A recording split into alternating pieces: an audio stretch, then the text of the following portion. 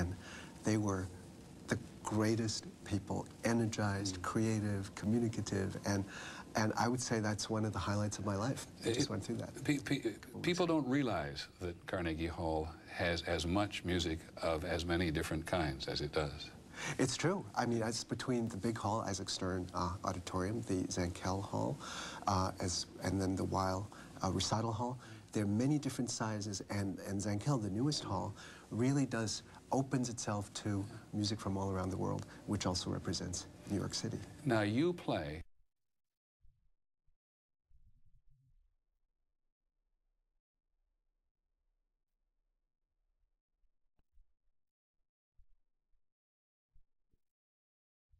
and they were the greatest people, energized, creative, communicative, and I would say that's one of the highlights of my life. I just went through that. People don't realize that Carnegie Hall has as much music of as many different kinds as it does. It's true. I mean, it's between the big hall, Isaac Stern Auditorium, the Zankel Hall, and then the Weil Recital Hall.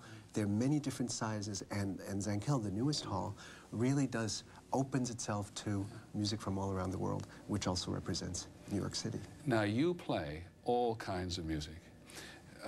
Don Quixote, is that an unusual piece for you as a cellist? Well, for me, it's one of the great pieces of music, as well as one of the great stories. From Cervantes, you know, the novelist, Strauss turned it into a great piece of music because the story is so inspiring. And literally, I am Don Quixote. You know, I don't carry a spear, but I wield a bow. And Roberto Diaz, the great principal viola of the Philadelphia Orchestra, is Sancho Panza, my companion. And we go through all these adventures. I attack windmills and sheep and monks, but we also philosophize about things and go through all these adventures, and eventually I die.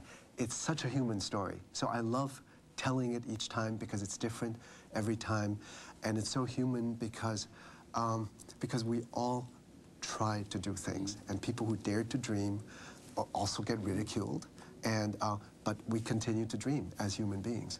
Now, everybody who watches any musician play an instrument always wants to know when they're at your level. What are they playing? Now, what cello will you use tonight? My cello, 4 strings. That's always the same. Italian, made in Venice in 1733. Has she got a name? I call her Petunia. The maker's name is Montagnana, and Petunia was named by a high school student in Salt Lake City because she asked after a class, you know, what's the name of your cello? I said, I don't know, but if I play something for you and you think of a name, I like it, I will call it that. So Petunia is her name, and airline people really like it because they look at the cello, I say, I have a ticket for it, they look at me strangely, but I say, her name's Petunia, and it always brings a smile to their face. David Kim, the concertmaster, going out for the second and last act of tonight, and that, of course, is Yo-Yo Ma going to play Don Quixote. And I know Yo-Yo a long, long time, so I think even though he's just about to go on, he'll come and give me a word. I watched you in rehearsal today, and I thought you were Don Quixote. Do you feel like that sometimes? I do. This is my spear, my bow. And actually, we do go into character. This is such a great story. And I always think about the trials and tribulations of anybody trying to do something. And but by the way, where are we? I'll tell you something else.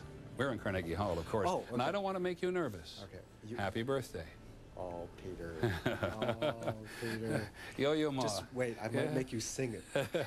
Yo-Yo Ma, ladies and gentlemen, one of America's great cellists. You'll be joined by Christoph Eschenbach as the Philadelphia Orchestra does Strauss's Don Quixote. Thanks, Peter. Thank you, sir.